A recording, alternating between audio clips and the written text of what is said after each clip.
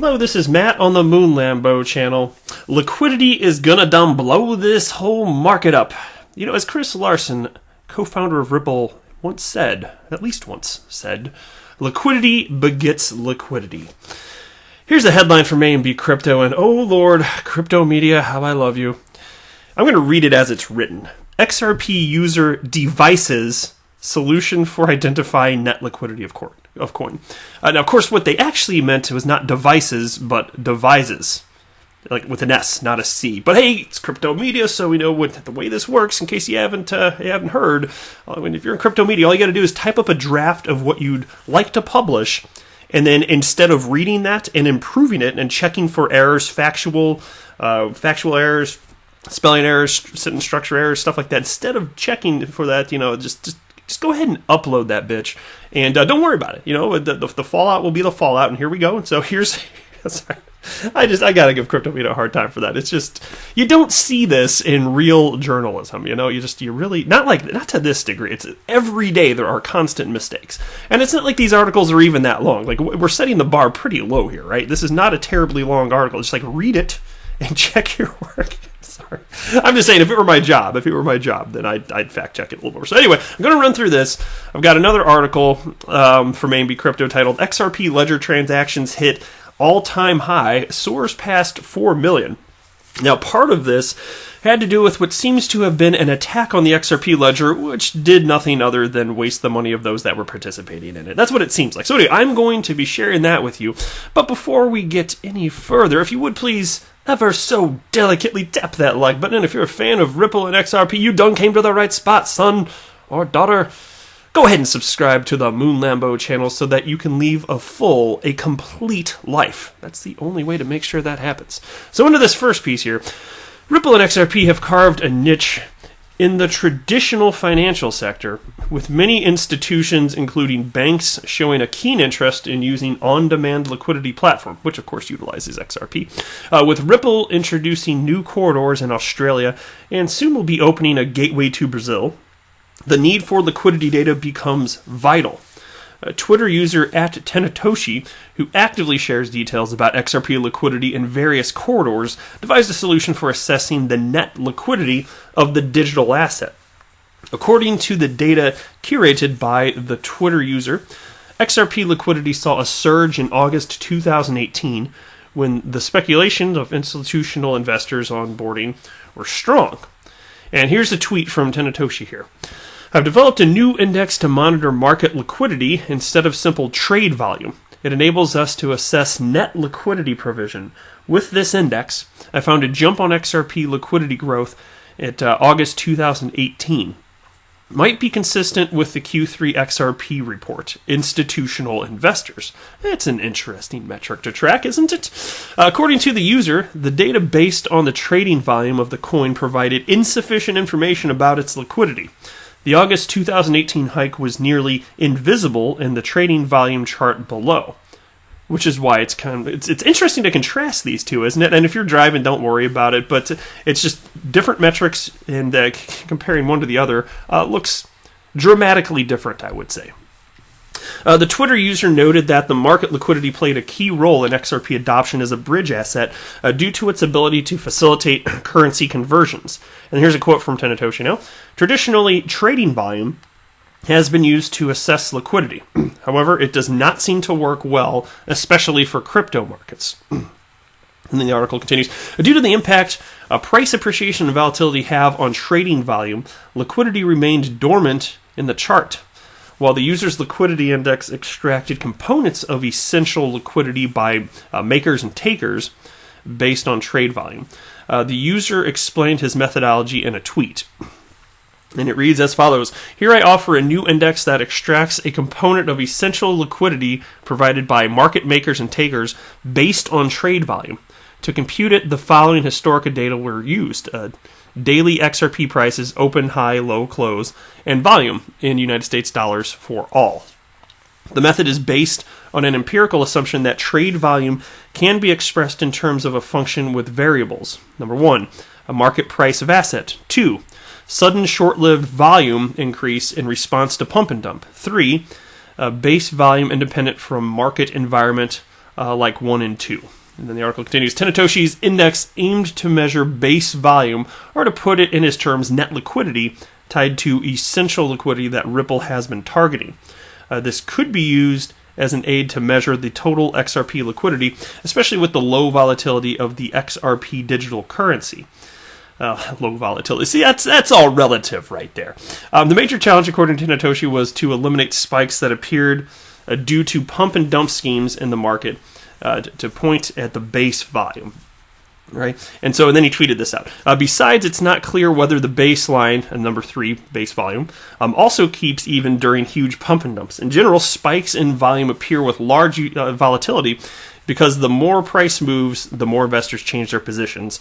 My challenge was to eliminate those spikes. Assuming the existence of base volume independent from market environments, we can build a simple model about volatility percent versus trade volume. Gross trade volume, which is a blue line in the chart on the screen here, increases with a rise of volatility, which starts from the baseline, which is the green arrow. If you're able to look, if you're driving, don't worry about it, at 0 volatility right there. And to me, it is quite important to track all this stuff, because if you're someone like me, not a chart analyst, but a guy that really cares a whole lot about fundamentals, because look, I am like, I could not be more patient when it comes to this stuff. And I am happy as it pertains to investing in XRP. But utility matters. And in order for utility to increasingly take hold, there will have to be more liquidity. Of course, that means more people involved with the buying and selling. And a lot of this, the cool thing about this, and I have talked a bit about the difference in terms of the buying and selling, the effect that speculators will have versus XRapid, now known as on-demand liquidity, automated transactions, because speculative humans who are emotionally buying and selling, that type of volume is going to look notably different compared to an efficient path-seeking algorithm. So if you're just tracking the volume, okay, that's going to look the same regardless, but in terms of what that means for price, a little bit different. But even so, I still must insist that as utility increases here, the volume is going to catch the attention of people in crypto markets, and it's just going to, that's why I keep saying, liquidity begets liquidity. It'll get that attention, more comes on board, and then it just piles on, and this will make more transactions possible. And it just ultimately, again, good old Moon Lambo here, not financial advice, but I believe that utility is more important than pretty much anything else, certainly more important than short-term price action here. But anyway, let me go ahead and jump to the next piece here now. And I got this from XRP Crypto Wolf. Thank you very much, good sir, for passing this along to me directly to my Twitter inbox here. XRP Ledger transactions hit all-time high, soars past 4 million. I want to be clear, that's a lot. Check out this article. The XRP Ledger's on-chain network metrics exhibited positive figures, and in what is being touted a major boost for the XRP ecosystem, the number of transactions on the XRP Ledger hit an all-time high of 4.0483 million on November 23rd, a day after the market dip that led to the collective cryptocurrency market to fall below $200 billion in market cap. According to data recorded on XRP Chart's website, the previous all-time high was recorded on November 9th this year with 1.78 million XRP transactions. So clearly, completely shattered it. And a lot of this has to do with IOUs being moved, not specifically XRP, but still, hey, Ledger's getting used, right? At the beginning of 2019, XRP transaction figures stayed below 600,000. And this number started gaining momentum in the last week of October. Furthermore, in the last 24 hours, XRP became the most transacted cryptocurrency as it dwarfed other top coins such as Bitcoin and Ethereum on the cryptocurrency ladder. Yeah, as cool as that is, you just wait until XRP one day takes that number one spot in market cap. That is going to make some Bitcoin maxis freak out, and it is coming. Unless something fundamentally changes, it's coming. According to BitInfo charts, Bitcoin transactions amounted to 306,000, while Ethereum transactions stood at 631,000 on November 23rd. So not even close. Fascinating, right? There's more to it, though. According to XRP proponent and Forbes contributor Thomas Silkjar, XRP Ledger was subjected to the continuous flow of countless payments that served, quote, no purpose, other than burning fees, and noted that the minimum fee increased by 2 drops. He also found that one user sent huge numbers of IOUs across the ledger. His tweet read, quote, and check this out now, because this is why, I mean, it has to be a failed attack, right? Somebody has spent 40,000 XRP to activate more than 2,000 accounts. That is slowly burning away all the account reserve by sending non-XRP payment transactions. This is actually a funny thing about the XRP ledger. If you have IOUs, you cannot risk not being able to spend it, even if your account reserve is low. As long as you have enough XRP left in the account to pay for fees, you can spend it. No matter the purpose of this activity, we're watching a distributed network handling it perfectly. Bravo. So there you go. What do you think this activity is? This worthless activity that's not actually doing anything. An attempted attack, right? I mean, it's fine speculation, but what else is it? Hey, I'm open-minded. You can tell me if you know something I don't. But, yeah. All right, last here, I'm going to give a shout-out to Galgatron on Twitter here. He released a new blog, which I'm not going to be covering in this video, but I definitely want to cover it in the future. I won't be doing it today. There's actually other content from Galgatron that I will be covering in a different video today, but I'm going to have to catch up to this one here, but it's a good read. And so there's somebody named, so he put out a tweet with the link to his latest blog, right? Reality Check is what he wrote there.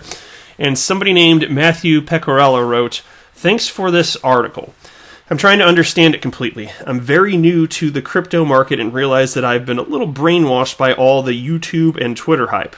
And Galgatron responded, "Awesome, man, exactly why I wrote it." And then Matthew responded to Galgatron, "Can you recommend a few good YouTube channels that would be good to follow and learn from? I'm sick of all the nonsense. Would appreciate it. Thanks." And then Galgatron responded with Crypto Eddie, recommended Crypto Eddie, Moon Lambo, woo woo. Thank you very much, Galgatron. I do appreciate that. That's why I want to give you a quick shout out. And also, I'm the Debate. That's DM Logic, and at Good Free Photos, which is a cryptocurrency news channel. And then he wrote, "There are many others, but I generally do not follow many YouTubers." So, again, just thank you very much. I appreciate it.